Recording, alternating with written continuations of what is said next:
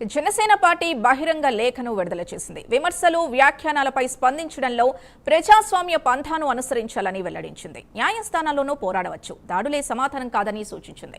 YCP చేస్తున్న దిగజారుడు వ్యాఖ్యలకు కూటమి పార్టీలు ఏం చేయాలి అని ప్రశ్నించింది.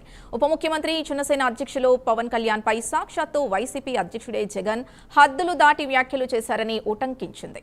ప్రజా జీవితంలో ఉన్న ప్రతి ఒక్కరి నడత, మాటల్ని జంజీ సమాజం గమనిస్తోందని మరిచిపోవద్దని హెచ్చరించింది. ఇదే అంశానికి సంబంధించి పూర్తి డీటెయిల్స్ మా కరెస్పాండెంట్ రాజ్ కుమార్ అందిస్తారు. రాజ్ కుమార్,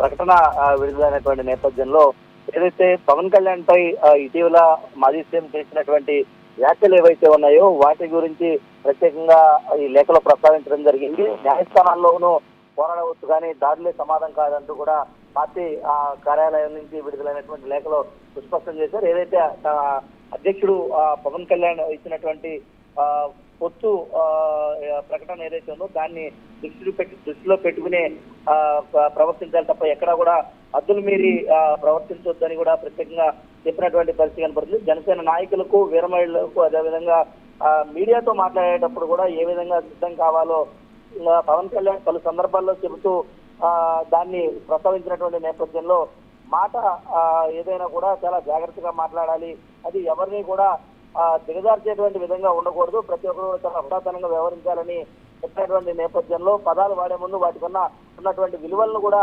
గౌరవించాలని, వ్యంగ్యంతో కూడినటువంటి పదాలు మాట్లాడిన ఎదుటివారు స్వీకరించేలా ఉండాలని పవన్ కళ్యాణ్ ఎప్పుడు కూడా చెబుతూ ఉంటారు. కాబట్టి దాని నిమిత్తమే ఈ విధమైనటువంటి వ్యాఖ్యలు జరుగుతున్నాయి. కాబట్టి ఇలాంటి విషయాల్లో చాలా జాగ్రత్త వహించాల్సినటువంటి అవసరం కూడా ఉంది. అదేవిధంగా జంజీని ఎవరు కూడా తక్కువ అంచనా వేదంటే యువతను పవన్ కళ్యాణ్ ఏ విధంగా ప్రోత్సహిస్తూ వారిలో పూర్తిని నింపుతూ ఉన్నారో వారిని ఎవరు కూడా తక్కువ చేసి మాట్లాడడం కానీ, తక్కువ చేయడం కానీ ఎవరు కూడా చేసేటువంటి ప్రయత్నం కూడా చేయొద్దని, జంజీ తరం వారి ఆలోచనలు, వారి యొక్క నిశ్చితమైనటువంటి పరిశీలనలో ప్రజా జీవితంలో ఉన్న వారు ఎవరు కూడా తక్కువ అంచనా వేయొద్దని పవన్ కళ్యాణ్ ఒక స్పష్టమైనటువంటి విషయాలు కూడా చెప్పడం జరిగింది. అది ప్రజాప్రతినిధులు, నాయకులు, సెలబ్రిటీస్ యొక్క నడతను, వారి యొక్క నోటి నుంచి వచ్చే ప్రతి మాటను కూడా జంజీ పరిశీలిస్తూ ఉంది, మరి విశ్లేషిస్తుంది. కాబట్టి 90వ దశకం రాజకీయాలు, ప్రస్తుతం ఉన్నటువంటి రాజకీయాలు అన్నింటినీ కూడా దాన్ని అనుసరించుకుని ఇక్కడ ఉన్నటువంటి పరిచయాలను లేదంటే ఇక్కడ ఉన్నటువంటి పరిస్థితులను బట్టి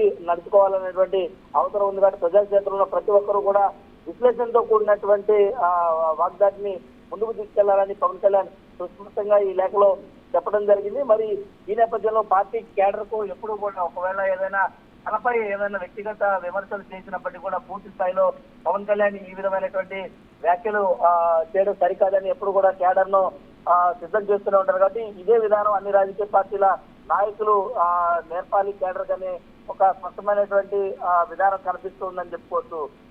సింధు, రాజ్ కుమార్, ఇంకొక మాట కూడా ఆయన ప్రస్తావించారు, న్యాయస్థానాల్లోనూ పోరాడవచ్చు అంటూ. అంటే లీగల్ గా ఏమైనా స్టెప్ తీసుకునే అవకాశం ఉందా?